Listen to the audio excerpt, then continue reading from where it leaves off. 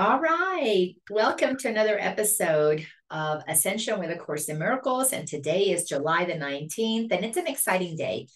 It's an exciting day for so many reasons. Just got news that my sweet, sweet beloved Christo is going to come visit me for a couple of days in August. So that is just one of those wonderful, holy relationships that I've been able to not only co-create, but of course, maintain and expand. Because when we align to the teachings of A Course in Miracles, it helps us activate our holiness. And when you are operating from your holy self, you cannot help but have holy relationships. All of them become holy relationships. As a matter of fact, one of the startling teachings for me from A Course in Miracles, which I began to study, I think it was around 2011, 2012, somewhere around there. And I happened to be married at that time to another beloved. His name is Ken. And we were in the midst of some rockiness beginning to happen in our relationship and our marriage at that time. And Course in Miracles came at the right time. Now, before that, I had already been teaching the power of awareness, which basically is the cliff notes to A Course in Miracles. Because when I taught power of awareness, people would ask me, is this based on A Course in Miracles? And at the time, I didn't even know what A Course in Miracles was. I didn't even know that there was such a thing as A Course in Miracles. And I was already practicing getting really clear that there's only love or fear, that there's only God or ego, that there's only truth or illusions. So I had almost 10 years of preparation in the truth that A Course in Miracles then expanded for me. So when I was with Ken, one of the things that was really fascinating about the relationship, I never grew up as a jealous person. I for whatever reason in this lifetime, I was born with a level of confidence that said, well, if you're not into me, you're not into me. That's all right. I'm not going to chase you, and it's okay. So I wasn't a jealous person. And I grew up with family who, jealousy just wasn't, we didn't manipulate people with jealousy. We didn't use that. So not part of me. But anyhow, this beloved of mine, Ken, was very extremely jealous. He had partners before that had cheated on him. So of course, when ego activates, it brings up our old childhood patterns. And if you believe, like his dad cheated on his mom, he felt his mom cheated on him. When his dad was around, he wouldn't get just mom's attention. Dad was getting her attention. So he grew up with this sense of jealousy that I'm not enough and people don't value me for who I am. So he had two wives prior to me, both cheated on him. That was part of the reason for the divorce. So when it was time, everything in divine timing, for him to look at this part of himself that had jealousy with it, it got projected on me. So anytime that I would hug somebody, anytime that I would be affectionate with men in my life, my former husband was the father of my kids. I was with that man for 23 years. I don't stop loving people. Now, ego stops loving people. Ego gives us reasons to stop loving people. Ego is a block to love. That's what it does. So if you've got, think back to any of relationships that all of a sudden you love this person and then all of a sudden you don't, that's because ego's talking to you in your ear, telling you all the reasons you should not love them. They're not good enough. They're lying to you. They're cheating on you. They're, they don't value you. They don't bring you flowers. They didn't propose. They didn't do this. They didn't do that. They don't make me enough money. They're not nice to your family. They're rude. They pick their nose, whatever it might be. They leave the lid to the toilet up. They don't put the top on the toothpaste. Ego will tell you everything that you need to know to get you to block love. Yeah, that is funny, huh? Because that is what ego does. It is an obstacle. It is a block. It turns off the spigot to love. So I'm here with this guy, with Ken. His issues are getting activated, and of course, I not only was jealousy not in me, but I also wasn't in me to cheat. That's just not something I've ever done. I don't cheat on my partners. Maybe because I don't know, but I rather say, hey, I'm done with this relationship and complete than go cheat while I'm in a relationship. That's just not me. So anyways, it was really amazing when the Course in Miracles came to my life at the right and perfect time. And my beloved Ken was getting all caught up in his jealousies and thinking that I'm cheating on him. I began to defend myself. So that was something that was part of my upbringing, is you defend yourself. You state a case for why you have done whatever it is that you have done that you think is like the right thing. So Course in Miracles taught me that in my defenselessness, my safety lies. So it's a beautiful, wonderful opportunity. You see, if you're willing to look at every relationship as teaching you lessons. I went through a period where I went back and I looked at all the relationships and why a relationship ended, or what I liked about it, what I didn't like about it, whether it's a relationship that continued or not. I looked at everything as a projection of me. Listen, I am an equal opportunity user of freedom moments for liberation. So I went back and I did an inventory of all those relationships, and I looked at, what did I not like about the relationship? What did I not like was said about me or done to me? I wrote those things down. And then I looked at, okay, where is this a lesson? Where is this showing me something that I can look at, either to heal from my past? Because if I have a reaction, every irritation is an invitation. I needed to see, well, why would anything bother me? You see, anything that bothers us is the ego blocking love. So then you have to look at the other side. Why was I withholding love? Well, because I'm listening to the ego telling me that they don't deserve it, that they're not whatever. Well, then I look at that. They don't deserve it. It's a projection of I don't deserve it. If they don't deserve love, guess who doesn't get it first? I don't deserve it, because when I block love from them, I block it from me first. It all starts here. You cannot hate somebody without the energy of hate pulsing through your every cell of your beingness. So hating somebody else is hating self first and foremost. Lying to somebody else is lying to self first and foremost. And as I'm moving down this path, I'm realizing everything starts here. So if I want to be an honest person, honesty starts here. Who am I lying to out there? Who am I saying is lying to me? Because if they're lying to me and I can observe it, and it's an awareness, and I don't block love, then it has no power over me. If they're lying to me and then I lie to myself and say, well, they don't deserve my love, guess what I just did? I lie too, but I'm projecting it on them lying, because when I block love, I'm not being who I really am. And every one of us is an expression of the divine, is an expression of love, is an expression of God itself in physical form to extend the kingdom of heaven. That's all that all of our human experiences are about. The animals, the minerals, the plants, everything is here to extend the kingdom of heaven. When we as humans who have the ability to rationalize, to be self-aware, understand that, well, then we operate in harmony with all that is. My beloved Ken was out of harmony with his own self because he believed the lie that his ego told him. And when his ego said, she's going to cheat on you, guess what he did? He cheated on himself. So follow me here. If you are jealous and you say, you can cheat on me, you're projecting into the future a possibility, and you are making an assumption. If you are a student of the Four Agreements, you understand, don't make assumptions. So you make an assumption. He made an assumption. I would at some point cheat on him.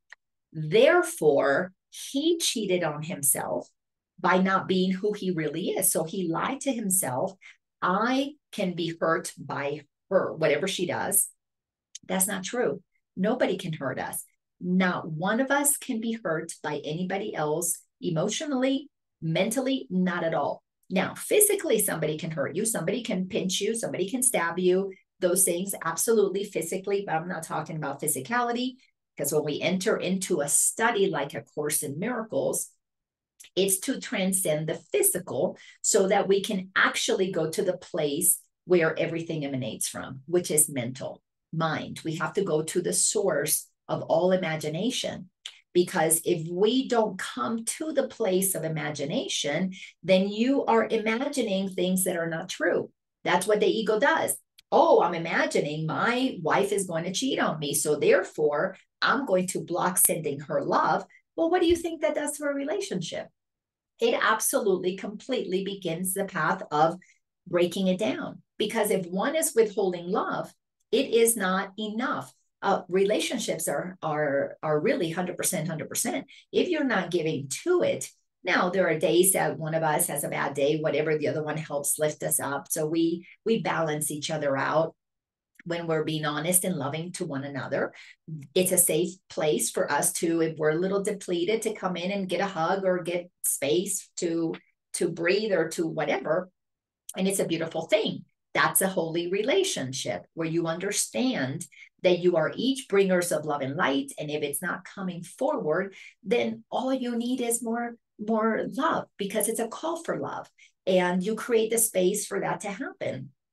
But my beloved wasn't operating at that level. He was still at the beginning, what I'm going to call it the beginning of the journey of really doing the level of self-awareness that is necessary to transcend the ego. We don't just decide to be spiritual and boom, we're there. We have to clean up the density that we have been carrying that creates the ideas, the perceptions of who we are as a human. And if you're a human who's been cheated on, then you're going to see everybody else as a potential cheater. That's just the way that it is. So the ego convinces you to project that on somebody else so you don't have to see it in yourself, because the ego doesn't feed off of your joy. It doesn't. It feeds off of your suffering. So it has to activate thoughts in your mind that somebody else is going to hurt you, that you're not good enough. See, there we go again. Somebody else is cheating on me. I must not be this good person that I am. All of that convinces you not to be the good being that you are, the God being, the loving being that you are. So if you listen to the voice of the ego, you are going to block the voice of God. That's it, period. It cannot be any other way. So here's the real story, the real point of this story. I know it's a long roundabout way. When I was with Ken, I had a wonderful relationship with my former husband, the father of my children, and I would want to invite him and his wife to join us for holidays so that the kids could always be around their dad and stepmom and me and stepdad around the holidays. Because why not? Why not extend the joy to all involved? And it made it easier for the kids and having to go from one house to the other. I just felt that it was what I wanted to do. It's what the kids wanted to do. Anyways, so, oh my God, just thinking about this, so funny. So one day, I think it was right before either Thanksgiving or Christmas, that detail I can't remember. I'm preparing for the holidays. I'm inviting Philip and his wife, Leanne, and of course, arranging with the kids to come. And Ken said something to me about, why do you keep inviting Philip? And I said, because I love him. You know, he's part of the family. We created a family together. It's just what, he's family. And he was so upset. What do you mean you love him? And I said, well, I don't stop loving people when the relationship shifts. I don't stop loving them. What do you mean you don't stop loving them? Do you mean you don't just love? I'm not the only man you love. And I'm like, no, you're not the only man I love. I love all the men in my life. I have amazing male friends. I have wonderful people in my life. I love my brother-in-law in Florida. There's a lot of men that I love. And he was so upset. And I said to him, I've learned to open my heart. I don't compartmentalize my love anymore. That's what I used to do. That's when I used to suffer a lot. that I should love this one and not that one. I said, the purpose of our relationship is unique. No, I don't have this purpose with any of these other men, but I love them all the same, like I love you. Love is love is love. Love is no different for one than for the other. But the purpose of the relationship is very different. You know, I don't go have sex with them. I don't live with them. I don't do life with them. I don't go grocery shopping with them. I do those things with you. You are the purpose for some things that are unique between us. But the love that I have for you is not different than the love that I have for anybody else, even my children. I love everybody the same. And I didn't stop loving them because I started loving you. The love is love is love. It expands. There's more to love. So anyways, I learned from the Course in Miracles that love is love is love. And you love everybody. I mean, that's just the way that it is. When you operate at the level of Jesus, you're loving everybody. You even forgive the people who kill you. You don't block love, because if you block love, you're going to suffer. If you suffer, you think you're separate. You think you're a human. You think you're small and you can be hurt. You lose your power. Then if Jesus would have stopped loving the people that were nailing him to the cross, he would have started feeling the nails. Because when you stop loving, you enter into the realm of illusion. You enter into the realm of separation. Now there's someone who can hurt you. Well, when I was defending myself, like if Jesus were to say, hey, please don't hammer me to the cross, all I've been doing is telling people that God is love. If he would have started defending himself, he would have lost all of his power. Well, that was my big lesson with Ken. I was defending myself and I was losing my power. I could feel myself begin to shrink when I go into defensive mode, when I would try to justify that, no, I hugged that client or I hugged that friend, but it wasn't, and it wasn't meant to hurt you. It wasn't meant as a jab at you or anything like that. I could feel my power, my superpower shrinking. And I was like, oh my God, I'm feeling small. I never felt small around another human like that. Certainly not around another partner, where I was shrinking because I was trying to convince them that I was not doing something that I was being accused of doing. I never had that experience before. So anyways, Course in Miracles told me, don't defend yourself, love. And I had to hear the voice of the ego trying to explain to him, but I didn't. We blah, blah, blah, blah, blah. Put on my case. I feel like, defense attorney putting on this case of why I wasn't doing something bad. And I began to internally, of course, because all the work is internally, just love him and just realize he was calling for love. And just going, oh my goodness, sweetie, you're hurting because you're believing lies in your head. And no amount of truth that I say to you outside is going to be more powerful than the lies that you choose to believe as your truth.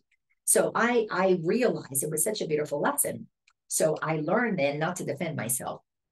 Fast forward to my sweet, beloved Christo, we had this beautiful, wonderful relationship. And so much of it was just pure play, pure fun, pure dancing, pure joy, a level of playfulness that was like, wow, my goodness, you can actually have this in a relationship. But the purpose of the relationship for other things, it just wasn't there. The intimacy or the whatever, or we're going to be, cohabitating or creating a home or family, whatever, that just wasn't part of that relationship. But the love did not change. The love is the love is the love. So now I get to visit and we get to have fun and we get to play, and the love is there. So why would you ever want to throw out the baby with the bathwater? Well, only if the ego is invested in you not enjoying life, not having fun, not having all of the things that we're entitled to have. And by the way, the ego, as it creates idols, we're in the section reading about idols. The ego loves to idolize one person and make that person responsible for giving you everything. But when you are self-actualized, you realize no one person can give you all the things that you want. It is absolutely impossible and unfair to expect one person to fulfill all your needs. I have tons of needs. No one person is ever going to fulfill every one of those. That's why I have tons of friends. That's why I have a family. That's why I have, a grandchild that fulfills certain needs and nobody else can do that. Can you imagine putting that pressure on one person? So, anyways, as we continue to study what the course is teaching us, we're still in chapter 30, the new beginning. Humanity is on the precipice of a new beginning.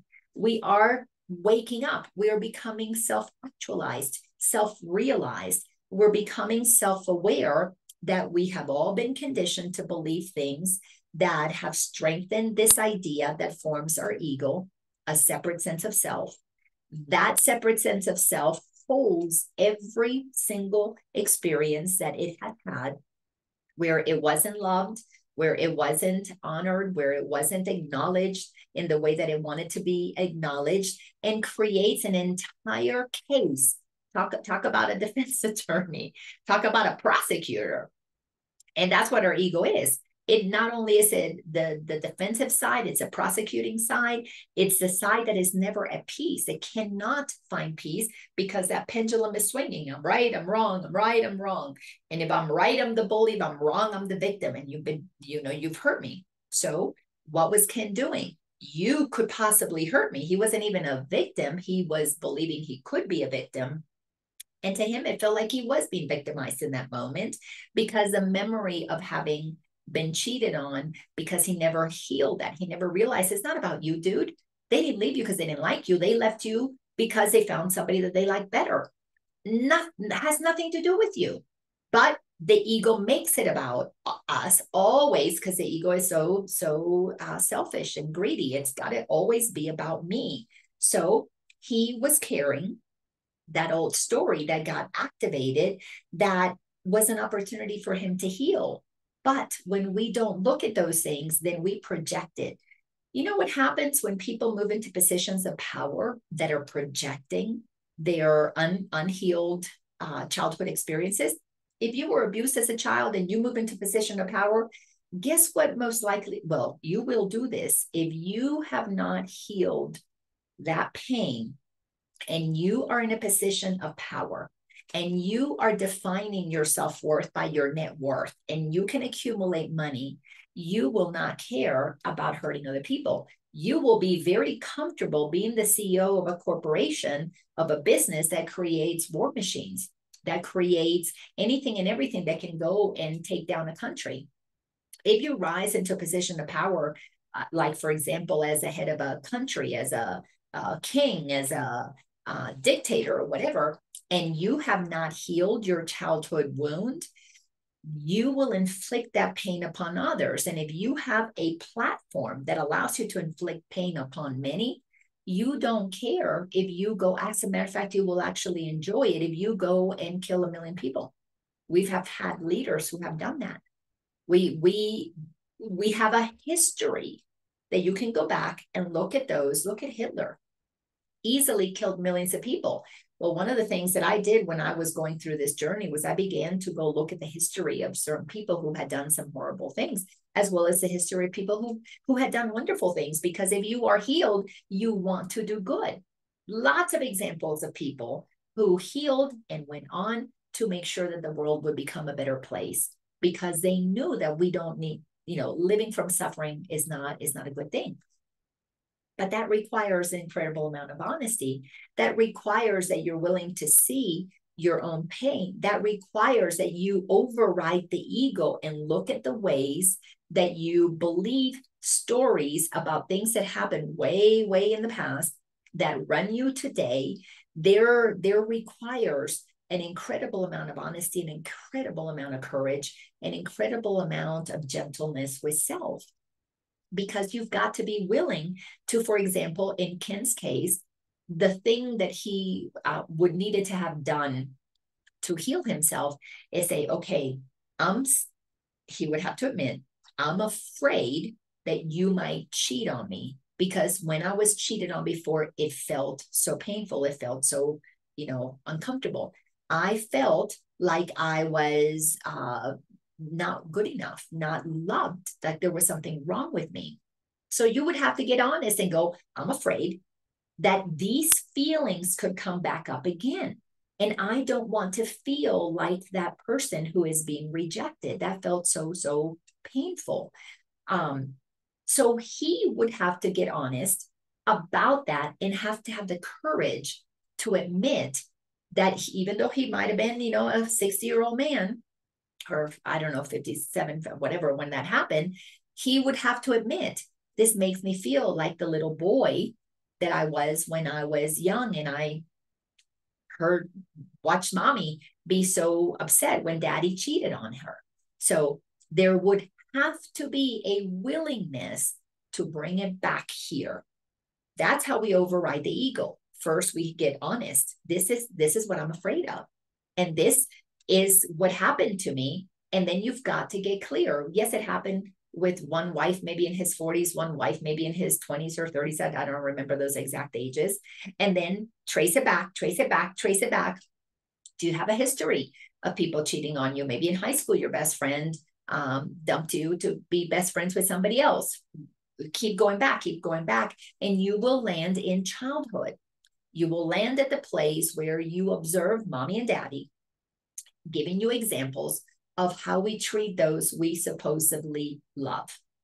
And if they don't treat each other with the love and the reverence and the respect, you grow up thinking, oh, it's okay to lie to one another. It's okay to cheat on one another. And guess what? If you say that it's okay, that's your perception about what happens, you're going to track that. Because when you go on this journey, you begin to realize, as the Course in Miracles teaches, you're not a body. You are the consciousness. You are the intelligence, the mind, the awareness. That's really what you are. So if you carry the lie that there's something wrong with me, then you must project that onto others so that they can show you where it is that you picked up that there's something wrong with you, so you can go back and correct it. So the work is very simple. He would have had to admit to himself that people don't do things and it's about him. That's one of the most incredible experiences that we go through in healing, to realize nobody did anything to us because of us. We are not that important in other people's lives. To the ego, we are not important. They are important. They did it because of them. Perfect example. When my dad left and I was 10 years old, I thought it was because of me, because I wasn't the boy that he wanted when I was born, because I grew up knowing that I was a disappointment. Dad left the hospital when he found out second child was another girl. So he carried that with him within himself, but I internalized it because why? The ego is selfish, all about me. Oh, it's my fault dad left. So now I grow up with this wound within me, making myself the center of everything. I got to do things so that nobody leaves me again. Well, Ken would have had to have looked at, it wasn't about him. Dad cheated, mom, preferred to be with dad than with him. Wives, whatever, preferred to be with somebody else than with him. It's not about him. It was about them. That begins the process of healing. When you begin to stop making it about you, you stop making it about the ego. Then the ego begins to lose power. Then you can objectively look at the situation and realize, well, in a world that we are all raised believing things that are not true from the get-go, we're lied to about what God is, told that it's some evil, vengeful person on the cloud somewhere, usually male. You begin to believe that males behave this way, females behave that way. But all of it is run by a wounded sense of self, insecure, immature, selfish, greedy, that is always going to do whatever is best for itself. That is so much of what we're healing, to stop thinking that we're the center of the universe, so that in the egoic way, so that we can then, when we clear our wounds, we end our karma, and we come to the place that we acknowledge the truth of who we are. Not only are we powerful, not only are we the light of the world, we are beings that are here made of love and light. Then you realize you really actually are the center of the universe, but you're the center of the universe to emanate love and light. Like a lighthouse. It's a beacon of light, emanating light in the world that Maybe there's storms out there and the ships are battling in the storm so that they can come to the light. But when you understand that you are the center of the universe as the bringer of love and light, it's not selfish. It is not at all anything other than pure humbleness, because you realize so is everybody else. I got my light. You got your light. She's got his light. He's got his light. You don't need to take anybody's light. You don't need to idolize anybody. That's the section that we're in. Section number 3, beyond all idols. And it tells us right here that idols are quite specific. And they're specific because we assign them a role. So Ken idolized me. I was going to be the one who was going to love him and never cheat on him. Well, his ego convinced him that I possibly could. So he cheated on me. That's the funniest part of this whole story. So in the end, he's the one who ended up with a lady from the office, which is so funny. She was like one of the secretaries, one of the support staff. So he cheated on me with the secretary. My dad left my mom when I was 10 for the secretary. You can't make this shit up. I mean, it's just absolutely so funny. So I got my freedom from believing that my dad left my family because of me, when I was able to realize, no, he was more interested in the secretary than in my mom. Good for him. And then Ken does the same thing. So by the time he tells me who he's with, I just laughed. I mean, I just burst out laughing, and he probably thought, why aren't you having you should be reacting. I cheated on you. And I'm like, dude, I don't react to cheat. Nobody cheated on me. So funny. But if you begin to idolize others, you put them on a pedestal. And it tells us in the Course in Miracles that when you believe that idol is going to bring you, let me read it exactly as it's stated. Idols, they are the belief that there are forms that will bring happiness, and that by limiting, it is all attained. So when you think this one brings you happiness, this is the one, this is it, this is what's going to make you happy. Listen to what Jesus is telling us in A Course in Miracles. It is as if you said, I have no need of everything. Let me break that down. When he idolizes me, this is the one source of my happiness. It's as if he said, I don't need to love anybody else. I have no need of everything else. I have no need of other relationships. I have no need of anything else, because this is the one. So for him, I was the one idolized to bring him joy. But of course, the ego doesn't get joy out of anybody. The ego gets suffering out of everybody. That's what the ego does. I, on the other hand, had learned I love everybody. So I had already decided that I wanted everything. I want all the love that is possible. I want more. The more people that I can love is the more love that moves through me, because it moves through me first. Where the ego is selfish, I am going to keep you to myself. The soul is centered in the self. Ego is self-centered, it's all about me. The soul is centered in the self. I am the center of the universe, emanating light. I'm going to send it out to everybody. And the more that I can love, the more that I can enjoy, the more joy is moving through me. It's so crazy. The ego is, not only does it have everything backwards, it's upside down, it's inside out. It's crazy. The gyrations that it goes through to make us believe things that are not true. And when we don't have the courage to question our own beliefs, then we will always project it. It'll always be somebody else. So when relationships don't work, and it doesn't matter if it's with an intimate partner, if it's with a brother or sister, if it's with a neighbor, if it's with a boss, if it's with anybody, it's an opportunity to see, well, what is it that I'm believing I didn't get from them? Because you're going to find what you didn't give. It always works that way. If you look at the relationship and learn from it, it only gives you opportunities for healing within. Because our human relationships do only one of two things. They either show that you are a bringer of love, or they show where you're a taker of love. And don't you want to learn why you're taking love? If you're trying to get love from somebody else, it's because you don't believe that you have it. If you don't believe that you have it, you're not giving the best of yourself. You're not giving yourself. So inevitably, at some point, the other person's going to catch on and go, my goodness, this one's always trying to get something from me. And then if you're constantly feeling like you're always, trying to get something from them, that they don't measure up, they're going to go find themselves somebody else who will give to them.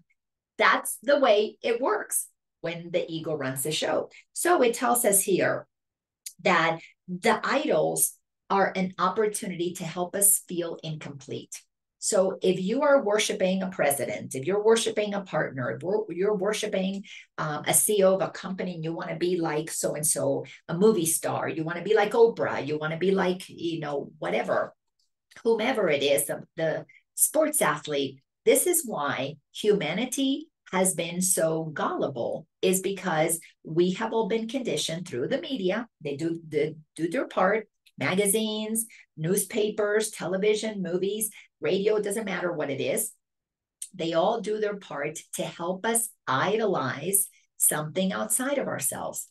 Because if you idolize something outside of yourself, you believe that there's something here missing. And guess what? People who are missing something inside, who don't feel happy, who don't feel pretty enough, who don't feel good enough, guess what they do? They buy, they shop, they buy things to make them feel good. They buy things to make them feel happy. They do all kinds of things that souls don't need to do, because souls don't need to prove to anybody that you are already wholly good, complete, perfect, beautiful. You don't need to prove all that. So you don't fall for the costumes, the masquerades, all of the pretenses that we do when we don't know who we really are. So the Great Awakening, the new beginning that we're in the middle of, is realizing that we've been lied to for thousands of years. First with the church telling us that God is outside of us, that God only had one holy child, the rest are a bunch of sinners.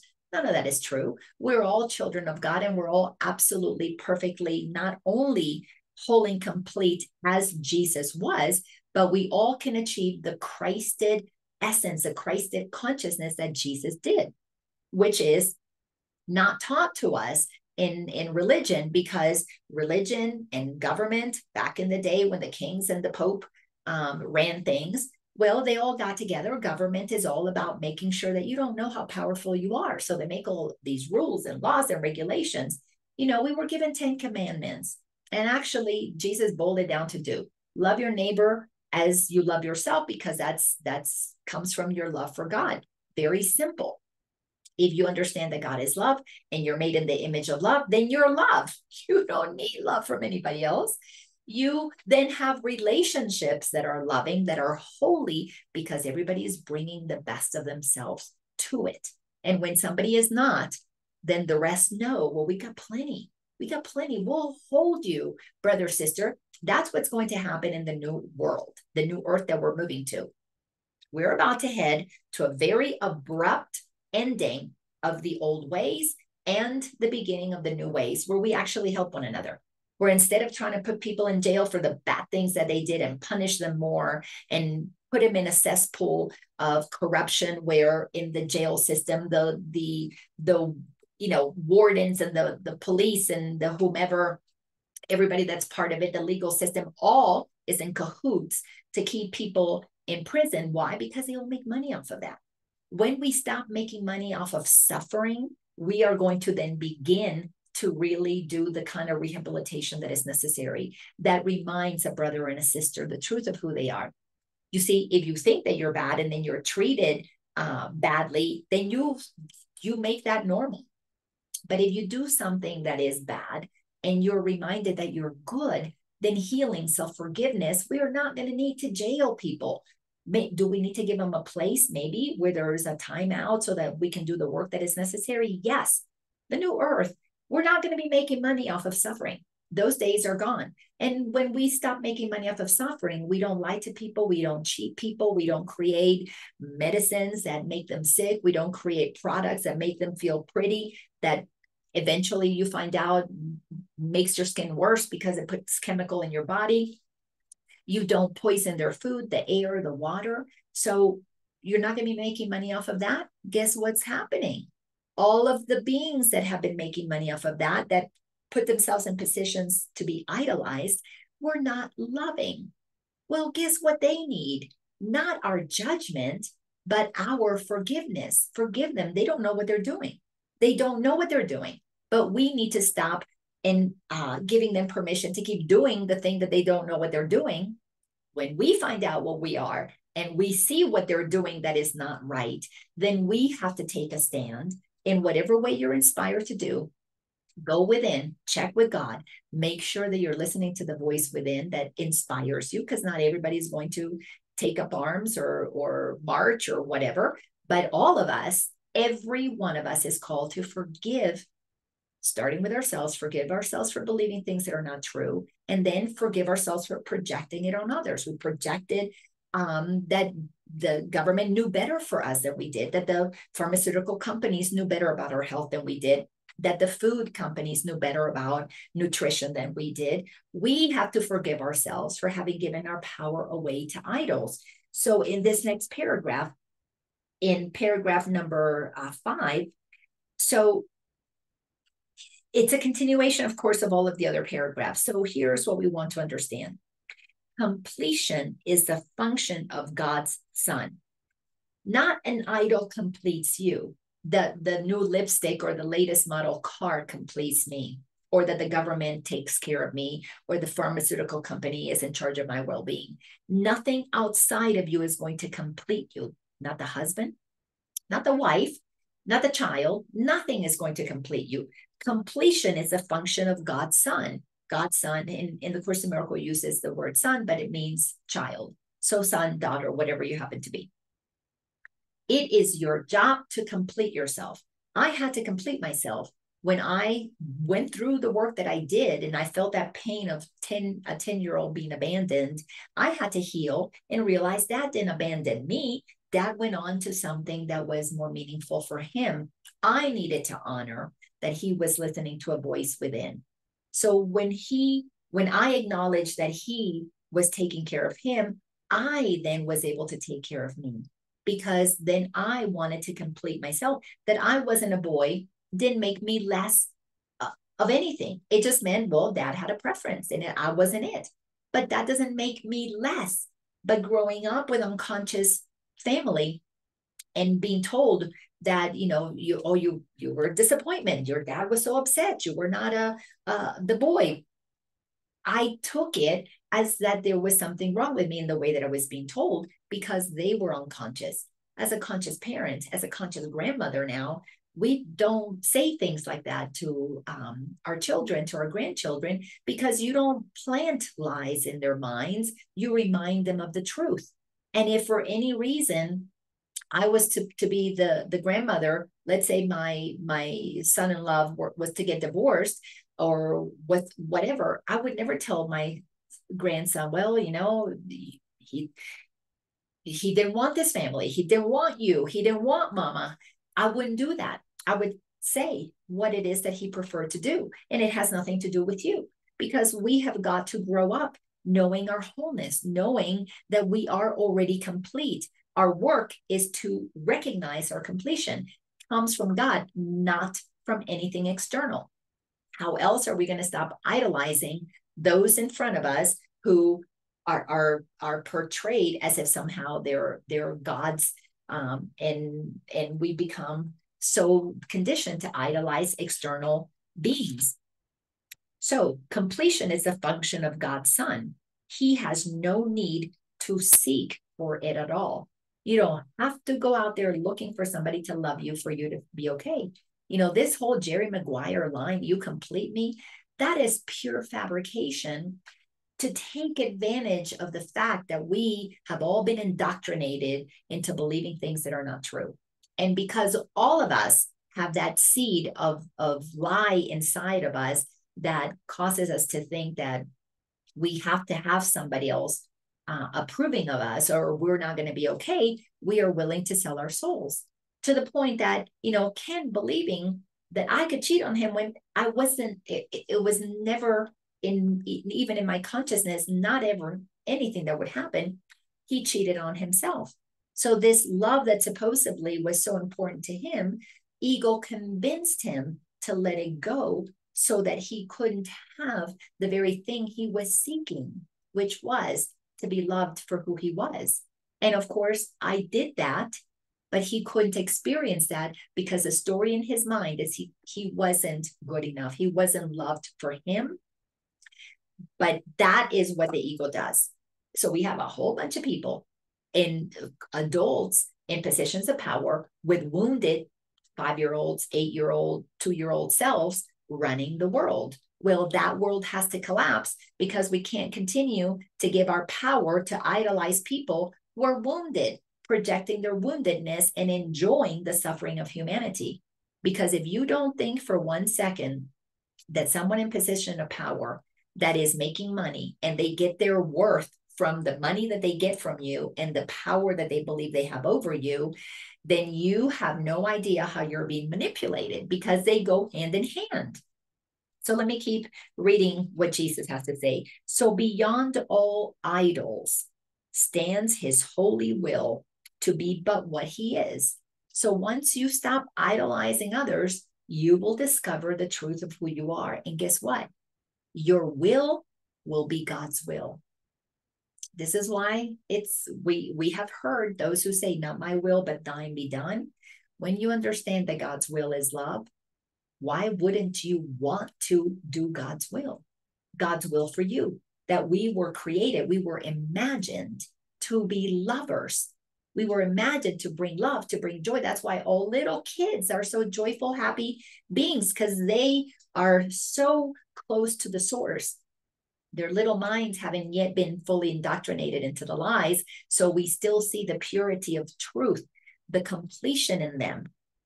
That's why we love holding little babies, because they're not trying to take something from us. They're giving. They're just emanating pure love and joy. So we need to recognize that we've got to accept the truth of who we are. For more than whole is meaningless. Why would you want more than the wholeness that is already in you? Why do you need another person to complete you when you are already whole and complete within yourself? Then when you know your completion, all you want to do is acknowledge the other. You want them to be happy. You want them to have their own lives, because you're having your own life. Now you don't need to micromanage. You don't have jealousy. You don't need to control them. You don't need to check, well, who did you talk to? What time did you come home? Why is there lipstick on your cheek? I have been so fortunate that many of the men that I have loved are loved by so many other people as well, except for Ken. Ken didn't have anybody that seemed to be like the only one that loved him. Even his children just did not get along. But I had other partners, I've had other friends that are loved by so many that it was not unusual to see them with a lipstick mark on their cheek because somebody gave them a hug and a kiss. So instead of going jealous and going full, crazy Rambo bitch on them and want to know why is there lipstick on you, you go, oh my gosh, who were you with that was showing affection? I want you to be loved. I want you to be appreciated. Well, that only can come from one who is whole and complete within themselves. So more than whole is meaningless. You don't need to have more than what you already have. You already are the wholeness that you can possibly be. You were created that way. Find that. Then you extend it. Then you expand it. And from your joy, your creativity, your giving, your sharing, your world just becomes an incredible heaven on earth. It cannot be any other way. If you think that you are less than and you try to take it from others, well, you're going to create hell on earth. And that's what we have right now. People who have had so much still trying to get, because 1 million wasn't enough, and 10 million and 10 billion and 10 trillion is not enough. They put themselves, we put them in positions of power. And of course, some of them, cheated their way there too. That all of that is valid. But while we are supporting that system, then we are complicit. So we have to forgive ourselves for participating in that, participating in the lie. Bottom line, that's all that it is.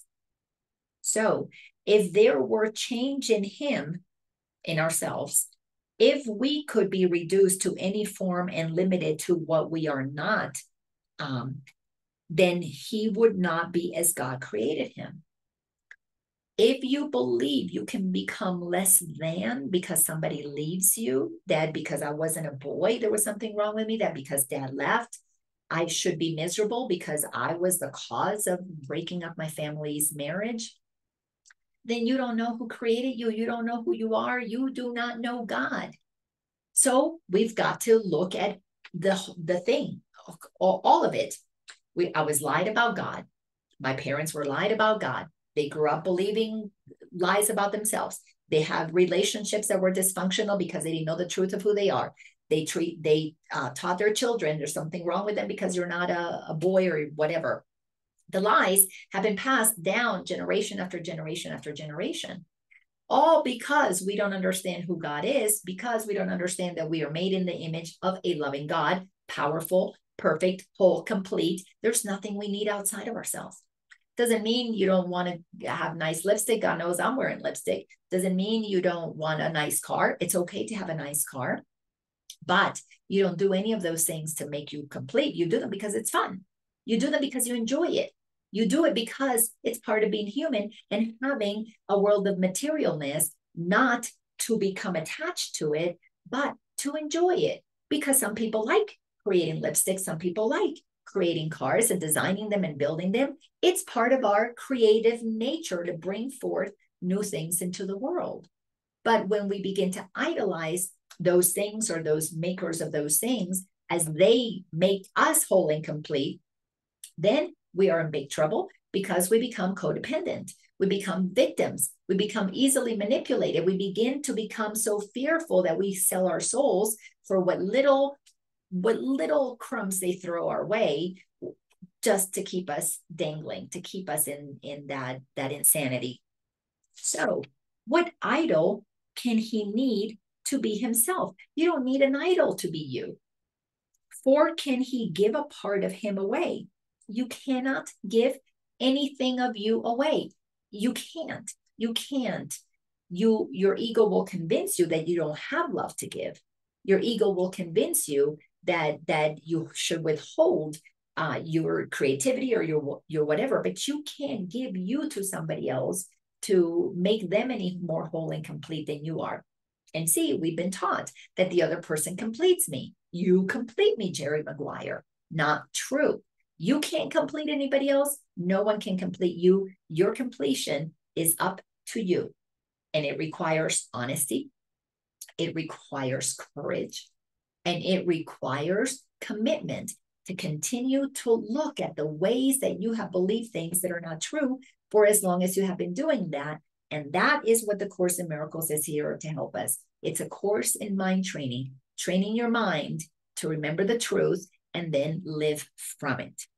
So sentence number 8 says, what is not whole cannot make whole. If you don't think you're whole, you can't go around making somebody else whole and complete. But what is really asked for cannot be denied.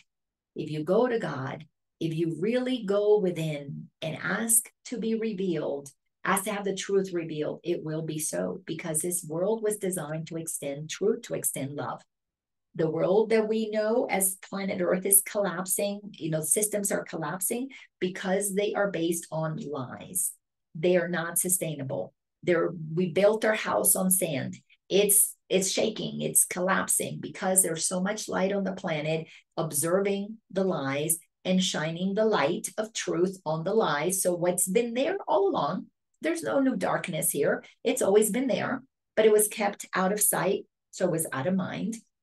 Our mind is getting rewired. Our mind is getting retrained to see the truth. Now we have to observe the darkness that was there. I had to observe that I thought I was less than because Dad left. I had to see the darkness in me, that I believed things about me that were not true, that I believed for a while. I had to, change my behavior so it wouldn't upset Ken. That never helped. You cannot change yourself enough to make somebody who wants to be upset not be upset. It's not going to happen. If they want to be right, you cannot do anything to change their mind unless they choose to want to change their mind. That's why this is all this work is an inside job. So Next sentence, 10 says, your will is granted. Your will to be happy is already granted. Your will to be whole and complete is already granted. Your will to be loved is already granted. Before you were even created, God imagined he would create beings that were already that way. So everything you want is already granted. Are you willing to accept it? First, within yourself. Not in any form that would content you not, but in the whole, completely loving thought God holds of you. Until we get comfortable, stopping looking for things outside of ourselves and begin to get comfortable with the idea that what really matters is what's already within us. See, we have to go through a complete change of mind where we valued material things. We value stuff. We value, again, we have been conditioned to believe that our net worth is attached to our net, our self-worth. We have to undo those things. And that was big lessons for me with Ken, is to realize, I am not going to sit here and be accused of things that are not true when I knew that I wasn't cheating, I wasn't lying, I wasn't stealing, I wasn't doing any of those things. I had to get really comfortable with the idea when this marriage ends, a lot of wonderful things, opportunities that I had, a lifestyle that was amazing was going to end because I wasn't looking to sell my soul. I was not going to participate in having idols outside of me. And it's a beautiful thing when you come to know the truth of who you are. This conversation is conversation number 114. I offer these every Wednesday. By the way, next Wednesday, we will not have a call. I actually, wonderful opportunity came my way. I'm going to be going to Florida. My daughter and her husband, we're going to go to see my daughter's dad and his wife. They're having a gathering. They're having a reunion. Now, they don't invite me to these things. I used to invite them to mine, but they don't invite me to their things. They've got their own stories about me, and that's okay. I don't care. It's not about me. But my son-in-law is not going to be able to go on the trip. So my daughter offered me the ticket, and my two sisters live pretty close by. So I'm going to go hang out with my sister, Layla, for the week while Lauren and my grandson, Ryder, go to hang out with their dad for a couple of days. And then they're going to come spend a couple of days with me in Florida. And I've decided that I want to have a real vacation. So I'm not even going to do this call. Unless I get inspired to do it, then I'll text those who attend regularly, but chances are it's not going to happen. I'm going to be at the beach, taking in all the sun that I can get and all the warmth that I can get, because I just love that God created sand and water and sunshine just for me, because it's all about me. Course in Miracles tells us there's only one of us here.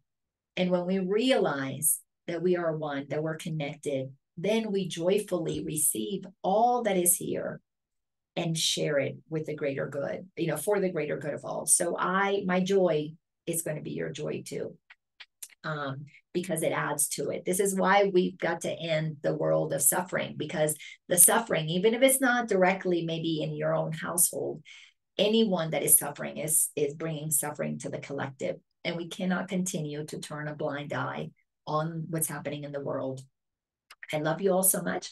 If you want to share any nuggets that you might have gotten from this, good for you. Yes, I will have a wonderful time. Please unmute yourselves. And if not, we will see you next time, not next week, but in 2 weeks, when we shall come back together for another Ascension with A Course in Miracles.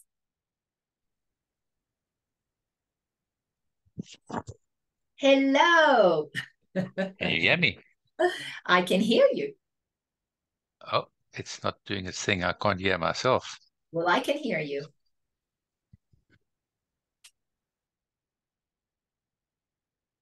Hello. Hello? Technical difficulties? Okay, I can't hear you. So for some reason, I guess I'm not meant to share what I need to share. That's okay. I can't hear you. No worries. Okay. I can hear you. So if you speak, I can hear you. All right. So we'll leave it at that then. Not meant to be. So Oh, there we are. I've got you. I could hear you perfectly. So if you would have just spoken, I could have heard it. I'm not used to your skill. But anyway, so I I was just being reminded when you were talking about this the application of love applies not only to the closeness of being in an intimate relationship, but to your friends and partners in business.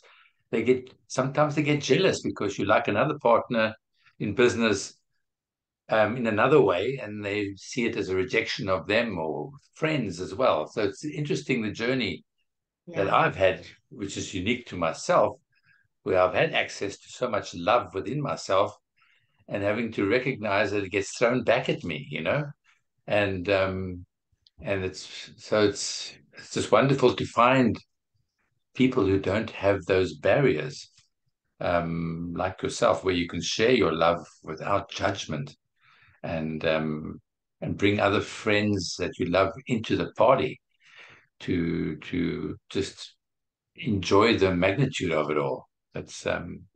Because see, we've been taught that love is finite. There's only so much left yeah, to go around. And if yeah, I have it and then you go and share with somebody else and I lost it.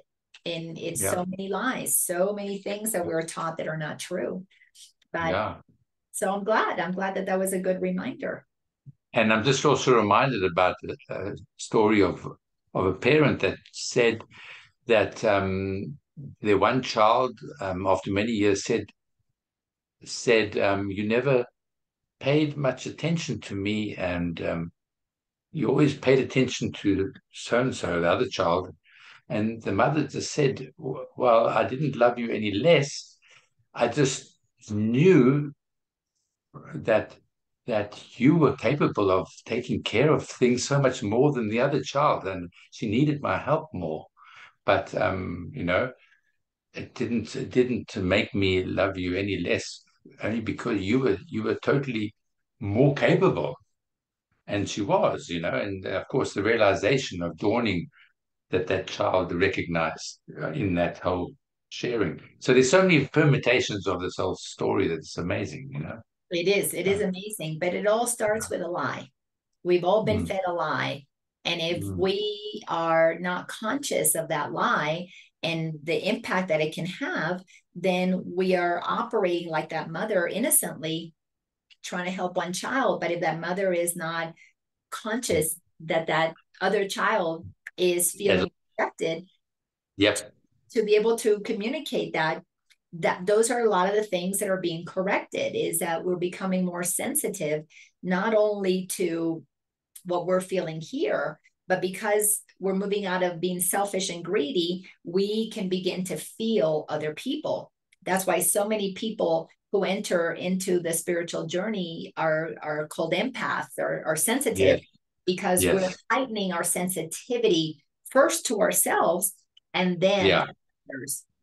Because I can be in a room and I can pick up on somebody who is feeling, a little left out or yeah, whatever, and yeah, I'll go up to them and start a conversation. And depending on the situation, if it's a healing yep, circle that I'm running, of course I will work with that person on that.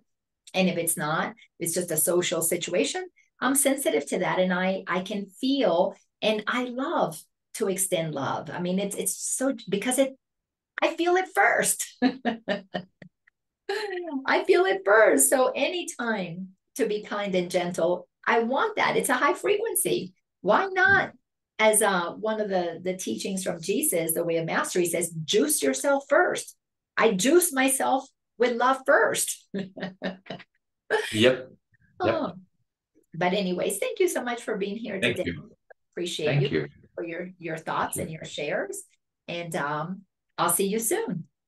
Have an awesome time in Florida. Yes, I can't wait. It's gonna be fun. Take care, love. Bye. Bye bye. Bye.